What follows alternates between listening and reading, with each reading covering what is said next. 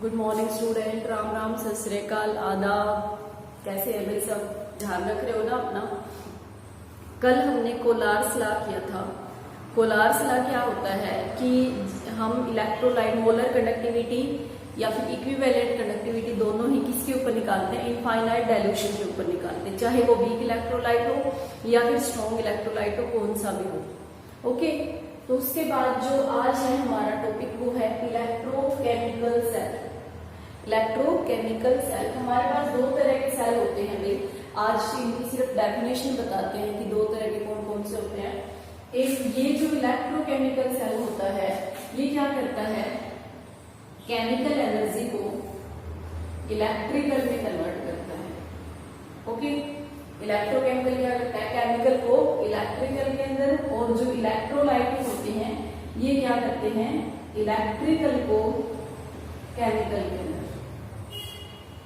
ठीक है, chemical energy को इलेक्ट्रिकल एनर्जी के अंदर कन्वर्ट करते हैं। इलेक्ट्रोकेमिकल, केमिकल एनर्जी को जो इलेक्ट्रिकल एनर्जी में कन्वर्ट करते हैं वो क्या होते हैं? इलेक्ट्रोकेमिकल सेल होते हैं।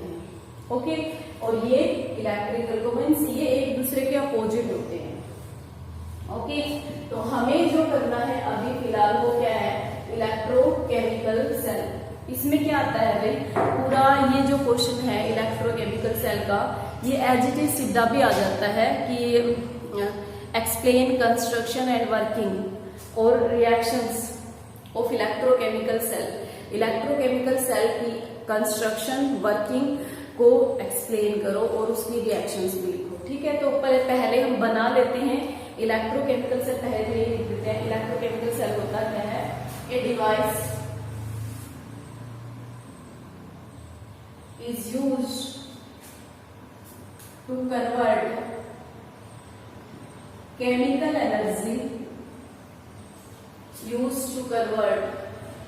chemical energy into electrical energy।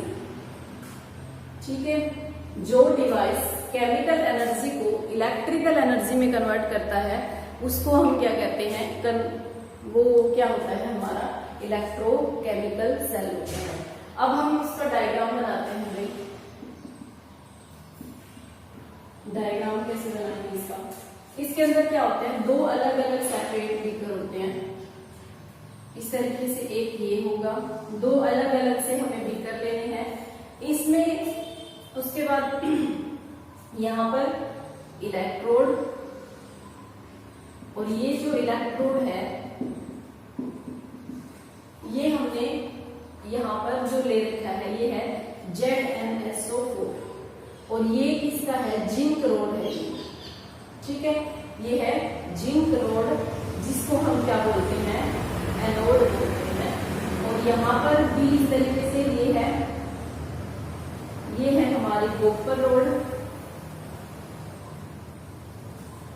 और इसके अंदर जो सॉल्यूशन है वो है कॉपर सल्फेट। इसको हम क्या बोलते हैं? इसको हम कैथोड बोलते हैं। ओके, ये है कैथोड। फिर एनोड, यहां से ये हमारा अब क्या है? ये वोल्ट मीटर, ये इस तरीके से हो गया है। यहां पर एक इस तरीके से कुछ इन्वर्ट यूट्यूब करके ये लगा होता है, इसको हम साल्ट ब्रिज बोलते हैं। क्या बोलते हैं इसको? साल्ट ब्रिज बोलते हैं। इसके अंदर क्या होते हैं? इसके अंदर इनर्ट इलेक्ट्रोलाइट। ओके, इसके अंदर क्या होते हैं भाई? Inert electrolyte. बस सिंपल सा डायग्राम है, कुछ भी नहीं है इसके अंदर। जो मेटल की रोड लेते हैं, जिस भी मेटल की रोड लेते हैं उसी का सॉल्यूशन लेना है। ओके, उसी का साल्ट लेना है। जैसे हमने जिंक ली है तो ZnSO4 ले लिया। अगर यहाँ पर हम Ag लेते तो AgNO3 लेते। मीन्स जो भी हमने लिया है मेटल, उसी का क्या लेना है? हमें सॉल्यूशन लेना है, उसी का इलेक्ट्रोलाइटिक सॉल्यूशन लेना है। यहाँ पर हमने कॉपर ली है तो कॉपर का ले लिया है CuSO4। जो हमारा ये होता है ये इस तरीके से याद कर सकते हो, LOAN।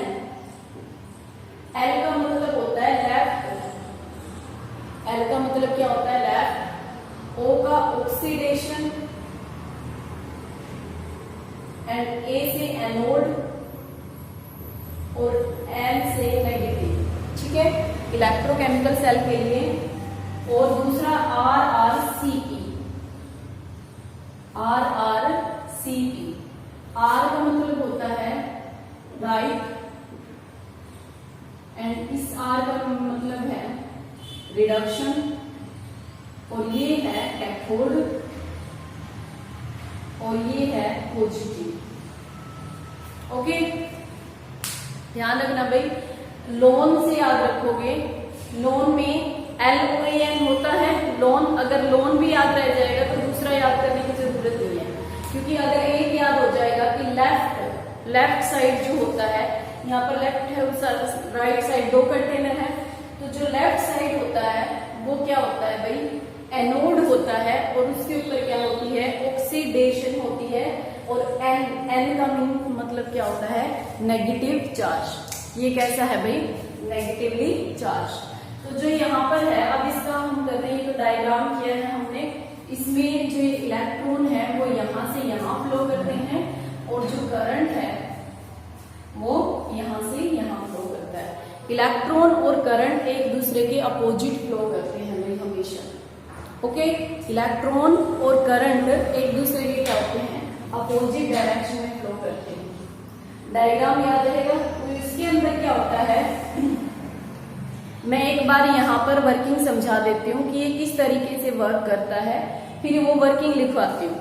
ओके, तो पहले देखो क्या कैसे होगा। यहाँ पर जो ये ZnSO4 है, ये किसमें डिसोसिएट होगा भाई, Zn2 पॉजिटिव और SO4 2 नेगेटिव, ठीक है ये।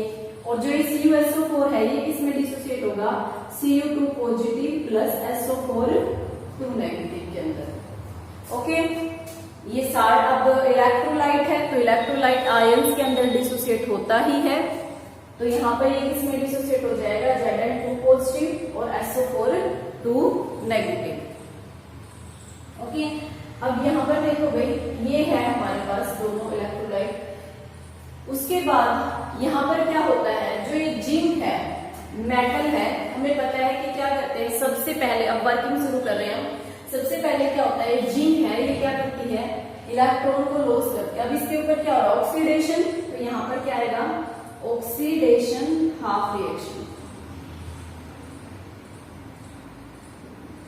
यहाँ पर क्या हो रही है भाई, ऑक्सीडेशन हो रही है, तो ये क्या होगी, ऑक्सीडेशन हाफ रिएक्शन होगी। यहाँ पर ऑक्सीडेशन हाफ रिएक्शन कैसे होगी, जिंक ने क्या किया, इलेक्ट्रॉन को लॉस किया, Zn2 पॉजिटिव 2 इलेक्ट्रॉन लॉस कर दिए, ठीक है। जो ये जिंक, यहाँ पर देखो जिंक ने, जो ये है जिंक है, जिंक है ये जिंक रोड, इसने क्या किया, 2 इलेक्ट्रॉन लॉस कर दिए, और क्या बन गया, Zn2 पॉजिटिव। तो जो ये Zn2 पॉजिटिव है, ये सॉल्यूशन के अंदर आ जाएगा, ठीक है। Zn2 पॉजिटिव किसके अंदर आ जाता है, सॉल्यूशन के अंदर। और जो ये रोड है हमारी, ये कैसे हो जाती है, इस तरीके से थिन हो जाती है, ठीक है। पहले इतनी रोड थी, फिर इसमें से जो जिंक है वो टूटता रहेगा, और 2 इलेक्ट्रॉन है, वो इलेक्ट्रॉन यहाँ से यहाँ फ्लो करेंगे, ठीक है। फिर यहाँ पर कॉपर रोड है, कॉपर रोड है, यहाँ पर क्या है, Cu2 पॉजिटिव और SO4 2 नेगेटिव। जो ये Cu2 पॉजिटिव है, ये क्या करता है, इलेक्ट्रॉन लेता है, ठीक है। जो इस सॉल्यूशन के अंदर Cu2 पॉजिटिव है, वो 2 इलेक्ट्रॉन लेकर क्या बना लेगा, Cu। यहाँ पर क्या होगी, रिडक्शन हाफ रिएक्शन, रिडक्शन होगी, तो यहाँ पर क्या होगी, रिडक्शन हाफ रिएक्शन। क्या कैसे होगी रिडक्शन हाफ रिएक्शन, कैसे होगी भाई, यहाँ पर देखो reduction, Cu2 positive plus 2 electron, और क्या बन जाएगा, Cu बन जाएगा, ठीक है। Cu2 पॉजिटिव प्लस 2 इलेक्ट्रॉन, जो ये 2 इलेक्ट्रॉन जिंक ने लॉस किए थे, उन 2 इलेक्ट्रॉन को ये गेन कर लेता है, ओके। जो 2 इलेक्ट्रॉन Cu जिंक ने लॉस किए थे, उन 2 इलेक्ट्रॉन को एक्सेप्ट करके क्या बना लेता है, Cu बना लेता है। ओके, उसके बाद देखो भाई नेक्स्ट है यहाँ पर हमारा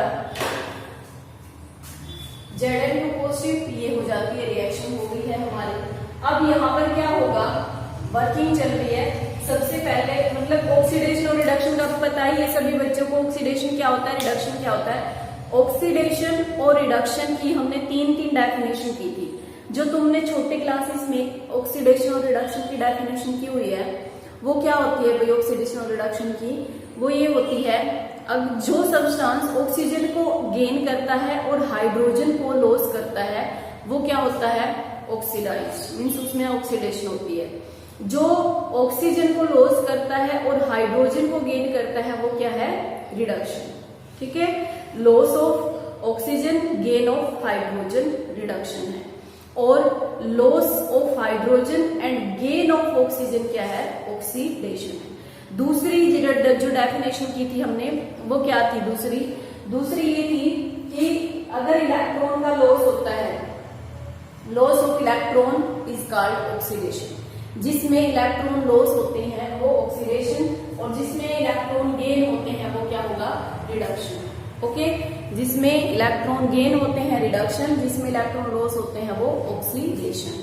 ठीक है, थर्ड किस तरीके से देखते हैं, मीन्स अगर हमें ये भी ना पता चले कि ऑक्सीजन का गेन हो रहा है या लॉस हो रहा है, और ये भी ना पता चले कि इसमें इलेक्ट्रॉन लॉस हो रहे हैं या फिर गेन हो रहे हैं, तो हम किस तरीके से देखेंगे, हम इस तरीके से देखेंगे भाई यहाँ पर जो ये Zn2 पॉजिटिव है, ये जो रिएक्शन है, रिएक्शन में हमें किस तरीके से देखना है कि इसमें ऑक्सीडेशन हो रही है या फिर इसमें रिडक्शन हो रही है, वो हम कैसे देखेंगे। देखो जो ये जिंक है, यहाँ पर ऑक्सीडेशन स्टेट निकालना सिखाया था मैंने तुम्हें। अगर कोई एलिमेंट जिसकी ऑक्सीडेशन स्टेट 0 हो, जिसके ऊपर कोई चार्ज ना हो, ऑक्सीडेशन स्टेट 0 हो, तो वहां मतलब कोई भी चार्ज ना हो, अकेला ही हो, ना किसी के साथ बॉन्ड बना रखा हो, कोई भी मेटल हो, अकेली है कोई, तो उसमें ऑक्सीडेशन स्टेट क्या होती है, 0 होती है। और अगर मेटल अकेली है, उसके ऊपर कुछ चार्ज है, तो जो चार्ज होता है वही क्या होती है, उसकी ऑक्सीडेशन स्टेट होती है +2। ठीक है, वही क्या होती है उसकी ऑक्सीडेशन स्टेट। अब यहाँ पर देखो 0 से +2 ऑक्सीडेशन स्टेट क्या हो रही है, इंक्रीज हो रही है, तो इसको हम क्या कहेंगे, ऑक्सीडेशन। ठीक है, अगर रिएक्टेंट से प्रोडक्ट में ऑक्सीडेशन स्टेट इंक्रीज होती है तो वो क्या होगा, ऑक्सीडेशन।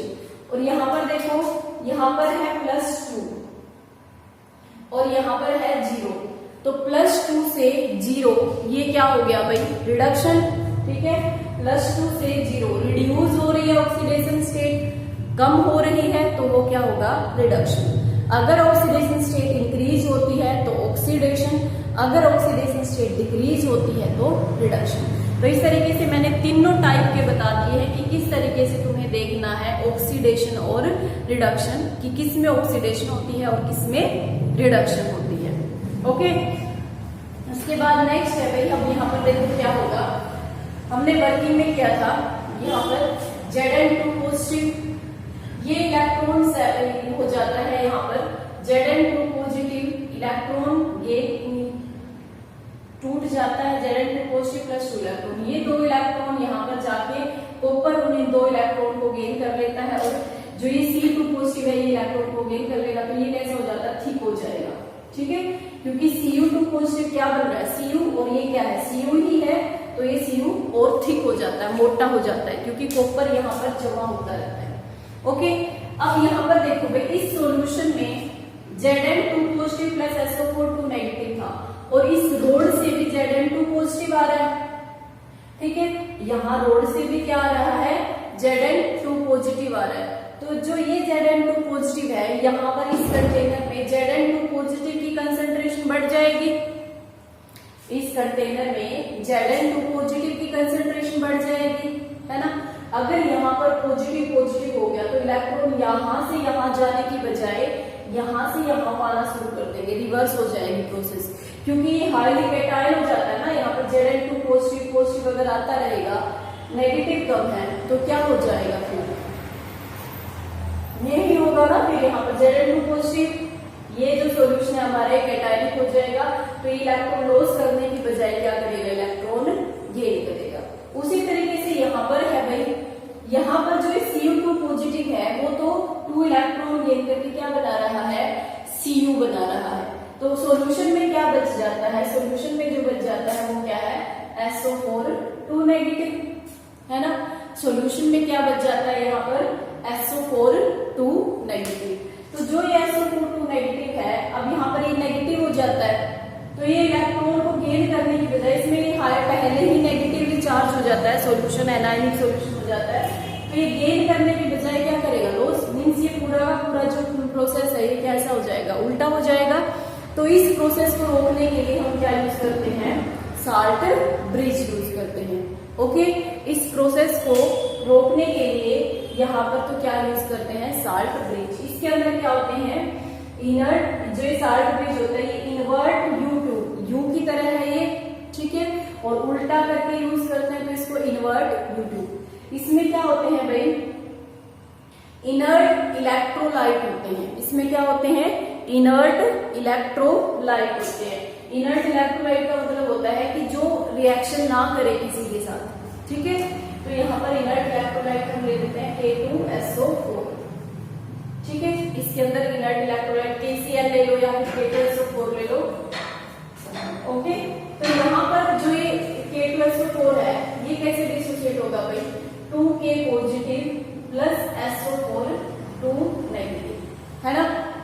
जो ये K2SO4 है ये किसमें डिसोसिएट होगा, 2K positive plus SO4 2 negative के अंदर। ओके, तो SO4 2 नेगेटिव, तो जो ये K यहाँ पर है SO4 2 नेगेटिव, इसका SO4 2 नेगेटिव तो यहाँ आ जाता है, और जो K पॉजिटिव है वो यहाँ आ जाता है 2K पॉजिटिव, ठीक है।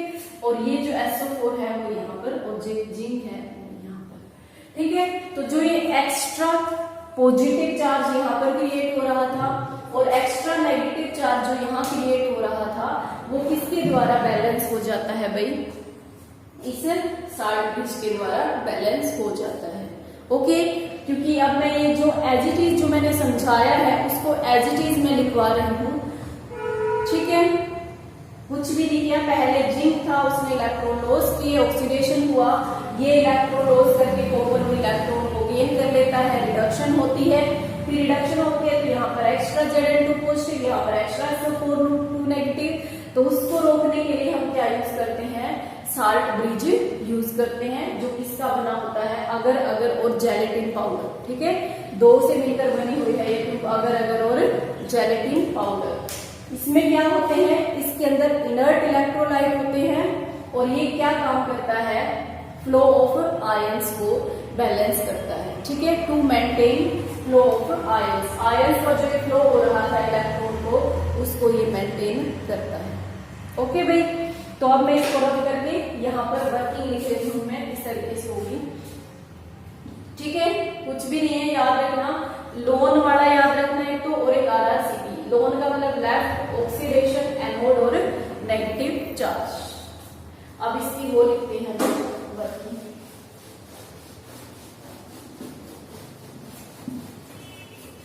देखो यहाँ पर। उसके बाद नेक्स्ट है डायग्राम, तो बना दिया है हमने, वर्किंग करते हैं।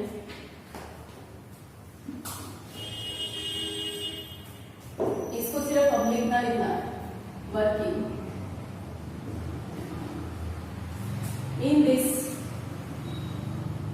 We take two separate container in one container zinc rod is dipped in ZnSO4 solution and copper rod is dipped in CuSO4 solution. Okay, Zinc is act as zinc is act as anode, that is oxidation occur. ठीक है, oxidation होगी इसके अंदर. Copper is act as cathode in that is reduction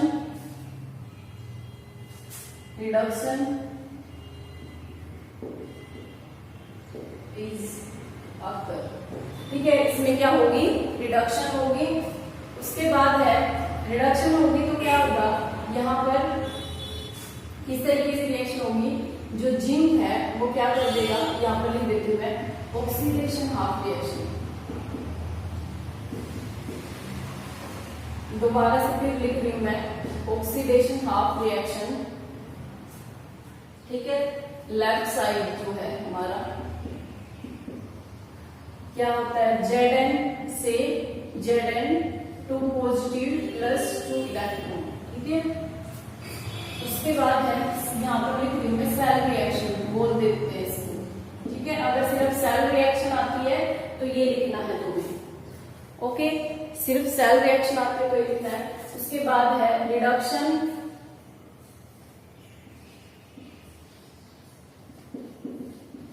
half reaction, right side जो होती है,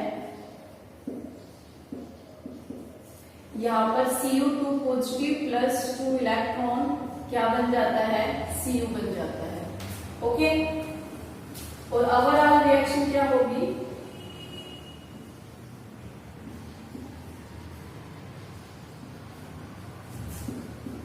overall reaction क्या होगी, Zn प्लस Cu2 पॉजिटिव, यहां पर क्या बनेगा, Zn2 positive plus Cu.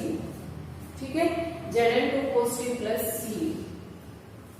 Okay, ये रिएक्शन हो जाती है. उसके बाद है व्हेन, एक मिनट में, ठीक है, ये ओवरऑल रिएक्शन हो जाती है. इसमें क्या होता है भाई, व्हेन इलेक्ट्रॉन आर ट्रांसफर मिलेंगे, move from anode to cathode, Zn2 positive ion come in general electronic configuration. क्या होगा इनका, NS122 और N-1 D1 ठीक है, N-1 आएगा यहाँ पर. जैसे देखो, किसी का भी लिख सकते हो. क्रोमियम का क्या था हमने, 4s2 3D, तो यहाँ पर 4 था, यहाँ पर क्या था 3D. इससे एक कम मिलेगा यहाँ पर हमेशा. ठीक है, 4, अगर यहाँ पर 5s है तो यहाँ पर 4 मिलेगा, यहाँ पर 6 है तो यहाँ पर 5 मिलेगा. ठीक है, और NS122 क्यों लिखा मैंने, या फिर 022 लिख सकते हैं, यहाँ पर 0 भी हो सकता है. देखना तो इलेक्ट्रॉनिक कॉन्फ़िगरेशन जब हम लिखेंगे हर एक एलिमेंट का तो उसमें 0 भी मिलेगा. 0 क्यों हो सकता है, इलेक्ट्रॉनिक कॉन्फ़िगरेशन स्टेबल करने के. जैसे हमने क्या था, क्रोमियम का क्या था, 4s1 3D 5 है ना, ये इसका एक इलेक्ट्रॉन यहाँ पर चला गया था. ठीक है, तो s के अंदर 0 भी आ सकता है, 1 भी आ सकता है, 2 भी आ सकता है. ये सिर्फ यही सी वजह से होता है कि इसका एक इलेक्ट्रॉन यहाँ पर चला जाए, और D में 1 से लेकर 10 तक आते हैं. ओके भाई, अब ये हमारे डी ब्लॉक एलिमेंट्स कहाँ से कहाँ होता है. अब इसका ग्रुप नंबर कैसे निकालोगे, number of electron in s block plus number of electron in d block. D block लिखेंगे, d number of s orbital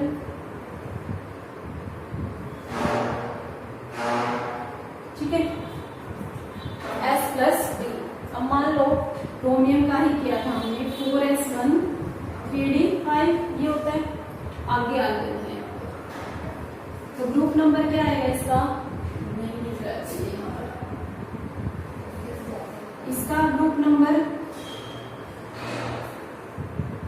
क्या आएगा, इसका ग्रुप नंबर 4s1 3d5। तो s में और d में कितने हैं, s में कितने हैं 1, d में कितने 5, तो ग्रुप नंबर क्या होगा 6।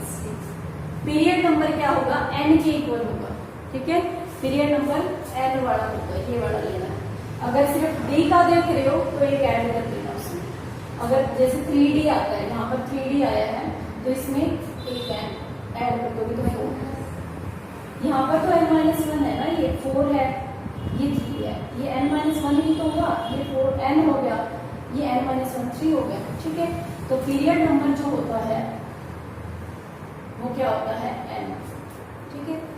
अब यहाँ पर जो भी आता है उसमें एक ऐड करना है, ओके। तो ये पीरियड नंबर, ग्रुप नंबर है, ब्लॉक पता है ये तुम्हें क्या होता है, ब्लॉक, ठीक है। उसी तरीके से F के लिए जो इलेक्ट्रॉनिक कॉन्फ़िगरेशन होगा F ब्लॉक के लिए वो क्या होगा भाई, F के लिए n(s)(1 to 2), n-1d(1) 0 और 1, और n-2f(1 to 4), ठीक है। इसमें d भी आएगा और s भी आएगा, ये जनरल इलेक्ट्रॉनिक कॉन्फ़िगरेशन। और इसमें जो ग्रुप नंबर होता है वो सभी के लिए 3 होगा, चाहे कुछ भी आ जाए ग्रुप नंबर 3 रहेगा F ब्लॉक में। और पीरियड नंबर अगर यहाँ पर 6 आता है तो 6, अगर यहाँ पर 7 आता है तो S में ग्रुप नंबर 3 होगा, ठीक है। हाँ, ओके। तो आज भाई हम इसमें इतना ही करते हैं, बाकी का जो आगे है इनकी प्रॉपर्टीज वगैरह वो हम कल स्टडी करेंगे, आज इतना ही करते हैं। अपनी नोटबुक को मेंटेन करना।